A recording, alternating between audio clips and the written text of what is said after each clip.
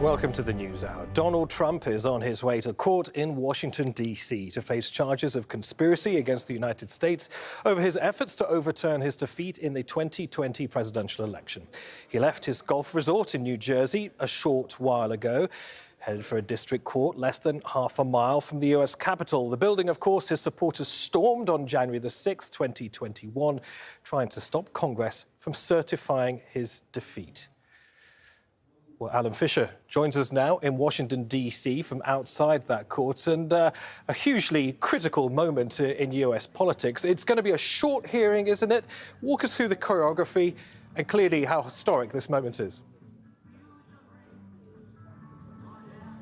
Well, this is the way that Donald Trump did not want to return to Washington, D.C. He expected when he came back it would be for his second inauguration. Instead, he's going to be here in court, fingerprinted. There'll be no pictures of him. They think they know what he looks like. And then he'll go into the court for his arraignment hearing. Here live at Washington's Reagan National Airport, not far from where I'm standing. The motorcade will bring him into an underground entrance. He will then be processed and then taken into the court.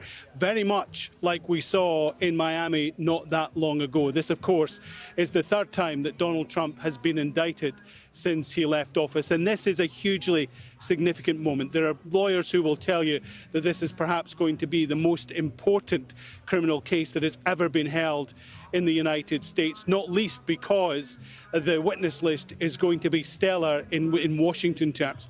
You're talking about the possibility of former Vice President Mike Pence giving evidence. You're talking about former Attorney General Bill Barr giving evidence. You're talking about leading figures like Rudy Giuliani perhaps being called into court. So this is a hugely significant moment. Donald Trump has faced legal problems before, but nothing like the 45-page indictment he'll now face, which will be read out in court in the next hour or so. Joining me live here now is John Feary, who's a Republican strategist. John, as a Republican, are you concerned at the charges that have been brought against Donald Trump? 4 of them, 3 for conspiracy, 1 for obstruction.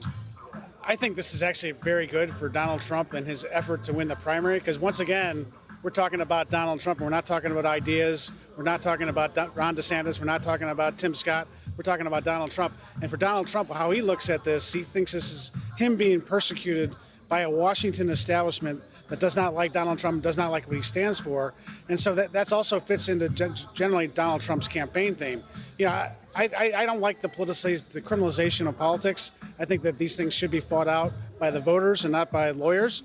But it is what it is. And so we're here at an atmosphere where we've got a soundtrack. We got all kinds of crazy people running around. It's a complete circus here. And one of the things that Donald Trump is very good at is bringing the circus to whatever town he's in. We should say that he was given the chance to appear by Zoom, but decided not to, because he wants the show, doesn't he? He wants the people to be here. You know, he spent many years on this American show called The Apprentice. And, you know, he wants to say to Washington, you're fired, and he loves to do it every chance he can get. And so for him, this is a great opportunity for his campaign. And, I don't really want the campaign to be fought on Donald Trump being, a showmaster, but that's where we are, and that's where we're going to be. This hasn't hit his political fortunes at all. We're talking about a man who has been impeached twice. He's been indicted 3 times, but he's still leading the Republican race by a huge distance. If you look at the track here, every time he gets indicted, his poll numbers go up amongst Republican voters up about 10 points. So this third indictment, he's killing Ron DeSantis right now. There's really no one else other than Ron DeSantis. So from his strategic perspective of winning the nomination and then running against Donald Trump, this is manna from heaven.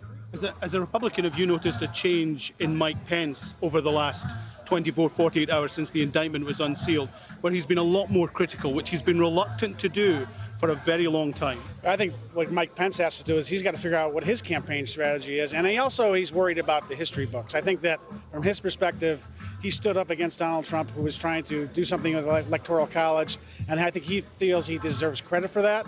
And I think he understands that he's not going to win in this kind of ambiguous spot where he's, with Trump and then against Trump. He's got to be thoroughly against Trump and hopefully be the anti-Trump character in the Republican Party. His problem is there's not enough voters who are anti-Trump in the Republican Party, so whatever strategy he's got for winning the nomination, it's not working. Final question. Trump would like to delay this till after the election for various obvious reasons. But if he can't, Can he still win the presidential election if he gets the nomination, even with this indictment and facing perhaps up to 50 years in jail? Well, what we saw in Brazil is an indicted, convicted presidential candidate won. So, yeah, I don't think there's any doubt that once he gets to the nomination, and if he gets the nomination, it's a binary choice between him and Biden. And the polls show right now that it's very, very close, with, in many polls, Trump being up. I don't think this indictment, if he gets convicted, I think he still will run and try to pardon himself. And I think he's got a decent shot of winning. John, thanks very much indeed for joining us live here. One of the interesting parts of the indictment, of course, is that they have to prove that Donald Trump knew what he was doing was illegal. And that's a big hurdle to cross. Remember, all they've got to do is to convince 12 people beyond a reasonable doubt that that's what he's doing. One voice of dissent on a 12-panel jury, and the whole case could fall apart. But that's still some way down the line. At the moment, we're still waiting for Donald Trump's arrival here in Washington for the third indictment he's faced since he left office in January 2020.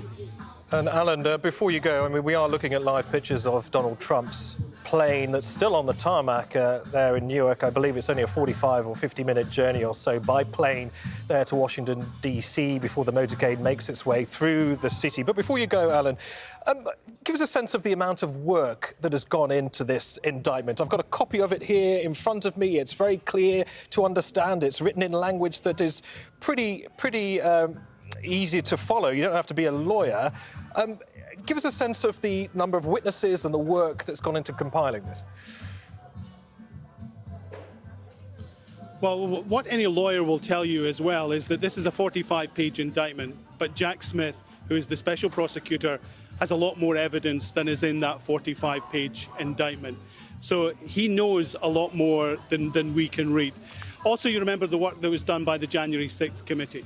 Well, Jack Smith was able to get to people that the January 6th committee couldn't. So therefore, he could subpoena Mike Pence and put him on the witness stand in front of a grand jury. The January 6th committee couldn't do that when Mike Pence said he wasn't going to give evidence. It's likely that Bill Barr, who was the Attorney General, gave evidence as well. So Jack Smith was able to get to a lot more witnesses. And of course, there's always the possibility that he had cooperating witnesses, people who were perhaps facing legal charges that were told, well, those might go away if you give us that sort of evidence. So this could be a stellar hearing. And clearly Jack Smith would like to do it sooner rather than later. And the reason we know that is that there are 6 unindicted co-conspirators at the moment. It is possible and more than likely that they will face charges at some point in the coming months. But for the moment, this is all about Donald Trump, not about what he said, not about the lies he told. That's clear in the indictment. This is about what he did and whether or not he was guilty of 3 charges of conspiracy and 1 of obstruction. His defense will be this was all about free speech. He firmly believed that the election had been stolen, that there was fraud, and that his advisors were telling him that that was the case. What Jack Smith and the prosecution has got to do is prove that Donald Trump knew he was lying. And a key part in that indictment is when Mike Pence said that he couldn't go and overturn what the voters wanted. Donald Trump turned to him, and it's in the indictment, he said, "You are too honest." Is that a key? Is that him saying, I know that what we're doing is wrong, but you're being too honest? All of that will play out in the courtroom when the trial takes place. But of course, for the moment, we're waiting for that plane to leave Bedminster and for Donald Trump to come back to Washington, D.C. Only the second time he'll have been back in the capital since he left the White House. Oh, Alan, talking about leaving Newark, literally we've just seen the tail of the Trump aircraft leave the airport there. So heading in your direction. We'll be back to you when things kick off shortly. Thank you.